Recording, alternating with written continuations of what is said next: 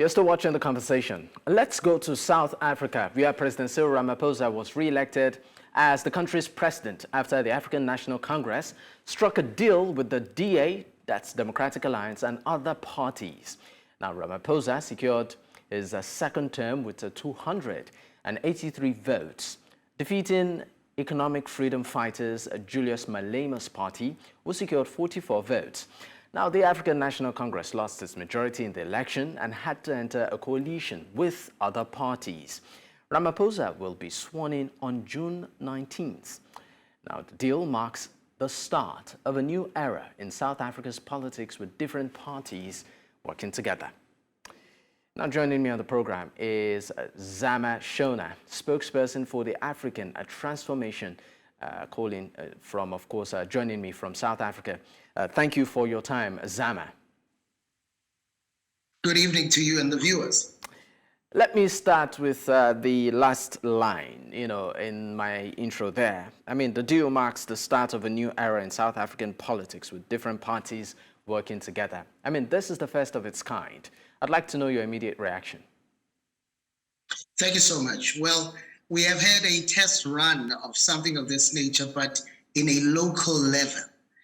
This is where now you had, back in 2016, the local government going into coalitions. You'll see the metros in the country, the hung municipalities were actually governed through a coalition. So South Africa right now is almost 10 years into the phenomenon of coalition governments. Yes, we must say that at first it was truly difficult, but it seems like we're getting the hang of it, even though it is the first of its kind for the national government. But at least we have had a test run in the local municipalities. I remember the last time we had a conversation as regards the outcome of the elections. You said that your party wasn't totally comfortable with the outcome as your positions shifted. No, not at all. We have just allowed the separation of powers. We have just allowed that Parliament should commence, and the people who actually elected us to represent them in the National Assembly should not be deprived of representation because we're pursuing the judicial route. So these processes are going on at the same time, parallel to each other. But we know that with the judicial route, upon a finding that declares the election null and void, then the Constitution of Parliament will also be declared null and void. Well, until then, let's look at the deal the ANC struck with the Democratic Alliance and, of course, other smaller parties. What do you make of this? It is very unfortunate that after 300 years of fighting colonialism and 30 years of a black-led administration, that the African National Congress, when it gets an opportunity to govern with parties in South Africa, they, instead of taking the route that everybody has been crying for, a route that will give them a 2/3 majority with like-minded political parties that will see the majority of disenfranchised, a majority of this country getting what they want.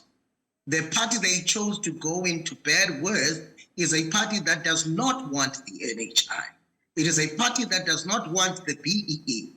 It is a party that does not want the triple PFMA. The PFMA does not speak about nationalization of mines, expropriation of land without compensation, and that's what they chose.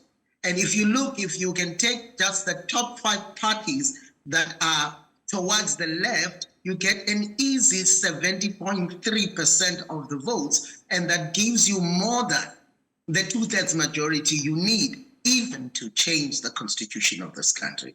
It is disappointing to see that the African National Congress, the longest serving liberation movement in the African diaspora, has actually dropped the ball to this low, that they can't prioritize their own. They can't find people with a common struggle and actually fight with them. All these people who laid down their lives and gave up their lives to see a day where these advancements of democracy would be realized, now find themselves with no hope of actually being included in the economic structure of the country, but they will, at least for the next 5 years, be languishing in the outskirts because of a party that purported to be fighting for them.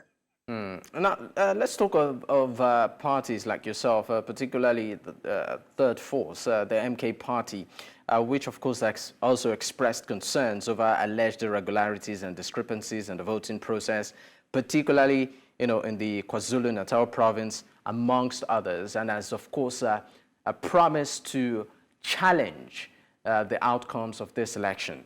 And now, are we looking at some point, because it looks like it's not just the MK party, your party is there, are we looking at a situation of maybe the aggrieved parties forming a coalition to sort of push their, aggression, as regards the election, at judicial level?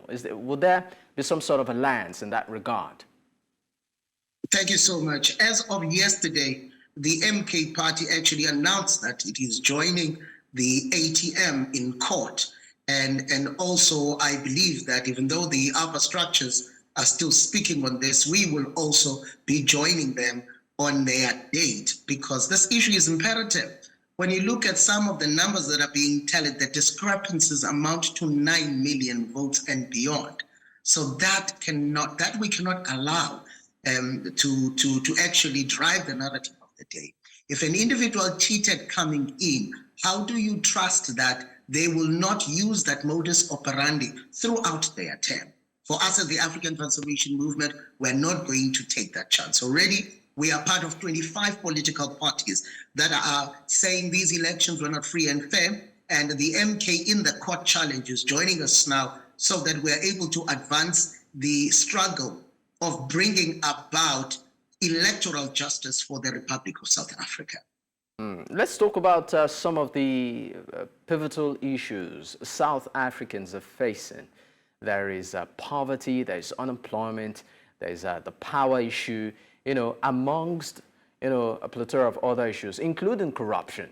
Now that there is some sort of alliance between the ANC and other parties, how do you think this alliance will address these issues, particularly at the root cause level? Thank you so much. There is no way these parties are going to be successful in addressing the pertinent issues that are affecting the people of South Africa. Ideologically, they are nowhere close to each other. Now, that causes the economic systems they would likely implement in this country to be very far apart, and that would cause the greatest problem. The DA, we know that it is protecting white interest.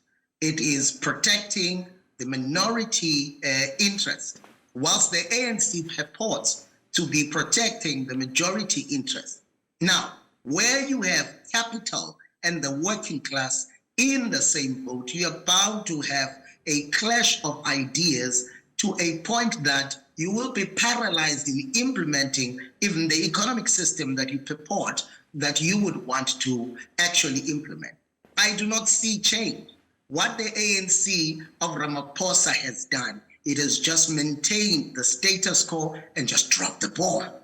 And I do not see how, with the DA, they'll be able to do that.